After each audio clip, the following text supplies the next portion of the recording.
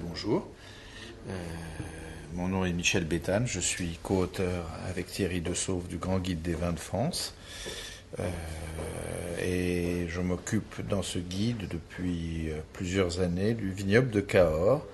Voilà pourquoi j'étais ravi de venir aujourd'hui et demain pour faire un certain nombre de dégustations comme on en fait très, très rarement, ou en tout cas celle de cet après-midi, où on a pu goûter de quelques échantillons de vieux millésimes de Cahors.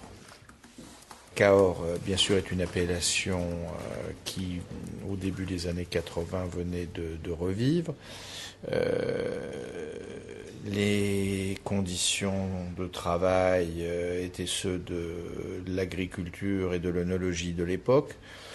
Aujourd'hui, avec le recul, évidemment, on est malheureusement un peu critique. Beaucoup de ces vins n'étaient pas bien cultivés, pas bien récoltés, c'est-à-dire pas récoltés mûrs et pas très bien vinifiés, pas très bien élevés. Donc, ce qui reste 20 ans ou 25 ans après, bon, quand même quelques jolis vins qui montrent ce qu'est un très joli Cahors à 20-25 ans d'âge. Il y avait le domaine de Génie 1982 qui était magnifique. Il y avait un château Godou 1978, un Clos Triguedina 1975.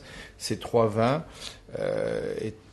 ont bien vieilli et montrent la parenté qui existe en vin vieux entre un très joli Cahors et quelques vins de type bordelais, en particulier les vins de Pomerol, avec des arômes de violette, des textures qui sont fines, qui ne sont pas séchées par le bois. Alors les meilleurs Cahors faits depuis 3, 4, 5 millésimes sont certainement les meilleurs depuis un demi-siècle. Donc je crois que quand on fera cette dégustation, dans 30 ans ou 40 ans, on aura de tout autres vins à déguster que ceux qu'on a eu aujourd'hui.